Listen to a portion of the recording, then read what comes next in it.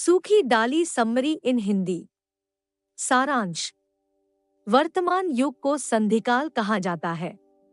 पुराने विचार, पुरानी परंपराएं अभी मिटी नहीं हैं। नए विचार, नए संस्कार अभी आ नहीं पाए हैं। नतीजा यह होता है कि पुराने और नए में सर्वत्र संघर्ष दिखाई देता है।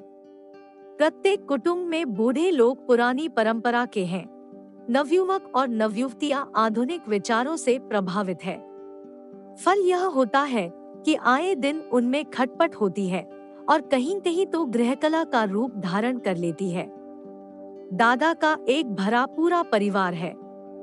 कई बेटे हैं, कई बहुएं हैं, बच्चे हैं। नाती भी बड़े हो गए हैं, एक का तो विवाह भी हो गया है। दादा का यह सम्मिलित कुटुंब पुराने आदर्शों की रक्षा करता हुआ आनंद के साथ जीवन बिता रहा है। घर की औरतें, लड़कियां कुछ ज्यादा पढ़ी नहीं हैं, परंतु प्रेम से गृहस्थी कैसे चलाई जाती है यह वे भली भांति जानते हैं। कुटुंब में सब छोटे बड़ों का आदर करते हैं। सब एक दूसरे की सहायता करते हैं, एक दूसरे को प्यार करते हैं। घर में सबसे बड़े बूढ़े दादा है जो एक विशाल वटवृक्ष की तरह खड़े हैं। उनकी छाया में सब उसी तरह सुख से रहते हैं जैसे वट की शाखाओं में घोंसला बनाकर अनेक पक्षी रहते हैं। दादाजी का आशीर्वाद सब पर है। दादा सब पर प्रेम की वर्षा करते हैं, सबकी खोज खबर लेते हैं। दादा यह स्वप्न में भी नहीं सोचते कि इस वटवृक्ष रूपी कुटुंब की कोई डाली कहीं दूसरी जगह जाकर लगे। सम्मिलित कुटुंब के वे प्रबल पक्षपाती हैं। उसकी छत्र छाया में सब सुखी हैं। कुटुंब में एक नाती परेश का विवाह हुआ। घर भर में परेश ही विशेष पढ़ा लिखा व्यक्ति था। उसका विवाह अच्छी जगह हुआ। जो बहू आई वह ग्रेजुएट थी। वह बहु संपन्न घर से आई थी, पढ़ी लिखी थी। यहाँ आकर देखा कि घर पुराने ढंग का, सामान पुराने ढंग का, रहन सहन सब पुराने ढंग का।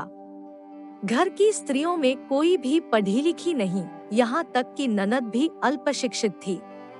इस नए वातावरण में नई शिक्षित बहू को बड़ा अनोखा लगा। थोड़े ही दिन में उसका मुंह खुला और वह हर समय इस घरन की आलोचना करती और अपने मायके की तारीफ करती। नई बहू का इस प्रकार का व्यवहार भला किसको पसंद आता। नई बहू के व्यवहार की आलोचना होने लगी। परिणाम यह हुआ कि वह सबसे और सब उससे कटे कटे से रहने लगे। नई बहू को इस घर के नौकर पसंद नहीं थे। रजवा नाग की एक नौकरानी को तो निकाल ही दिया। एक दिन कमरे का सब फर्नीचर बाहर डलवा दिया। उसे नई फैशन का फर्नीचर चाहिए था। नई बहू ने अपने पति परेश से यह भी कह दिया कि मेरा तो इस घर में दम घुटता है। मेरा कोई आदर नहीं करता। सब लोग मेरा समय बर्बाद करते हैं। मेरा पढ़ना नहीं हो पाता। इससे तो अच्छा है कि किसी दूसरी जगह जाकर रहें या फिर उसे उसके मायके भेज दिया जाए। परेश ने अपनी पत्नी बेला को काफी समझाया मगर वह इन पिछड़े हुए लोगों के साथ रहने की अनिच्छा प्रकट करती रही। बूढ़े दादा को इसकी खबर लग चुकी थी कि नई बहू इस घर में असंतुष्ट है और उसकी क्या क्या शिकायतें हैं। एक दिन दादा ने घर के सब लोगों को इकट्ठा किया और समझाया कि नई बहू पढ़ी लिखी है, वह संपन्न घर से आई है। उसका घर में सम्मान होना चाहिए। उसका समय नष्ट नहीं करना चाहिए। जिस तरह की चीजों से वह अपना कमरा सजाना चाहे, सजाने दे।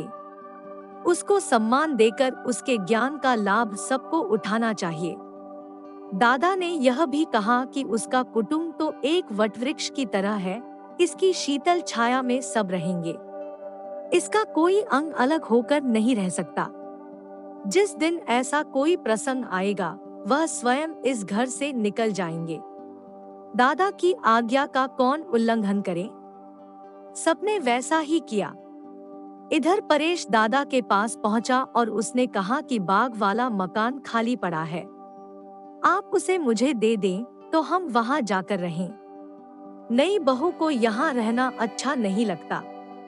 दादा ने परेश को समझा दिया कि तुम चिंता न करो, मैंने घर के सब लोगों को समझा दिया है। अब सब लोग नई बहू का सम्मान करेंगे। उसे अपने काम करने की छूट रहेगी। उसका समय कोई नष्ट नहीं करेगा। परेश चला गया। अब घर का नक्शा ही बदल गया। जो औरतें नई बहू की आलोचना करती थी, सम्मान देने की दृष्टि से उसकी प्रशंसा करने लगी थी। कोई भी काम उसको करने के लिए नहीं कहता था। उसका समय नष्ट न हो, इसका सब ध्यान रखते थे। नई बहू की समझ में न आया कि यह क्या हुआ। सबके स्वभाव में यह परिवर्तन कैसे आ गया। नई बहू की सब इच्छाएं पूरी कर दी गई थी, फिर भी वह प्रसन्न न हो सकी। वह अपने ही घर में अपने को मेहमान सी समझने लगी। घर के लोगों के बीच जो निकटता होनी चाहिए, उसके स्थान पर दूरी आ गई थी। नई बहू अब इससे परेशान थी। नई बहू ने परेश से कहा कि उसे उसके मायके भेज दे। परेश ने फटकारा, जो चाही थी सब मिल गया, अब भी असंतुष्ट। नई बहू को अपनी गलती समझ में आ गई। अब उसने सबके साथ हिलमिल कर रहना सीख लिया। घर के कामों में हाथ बंटाने लगी। सबका सम्मान करने लगी।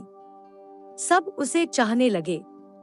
इस तरह कुटुंब का एक अंग, वटवृक्ष की एक डाली जो अलग होने जा रही थी, बच गई। दादा प्रसन्न हुए।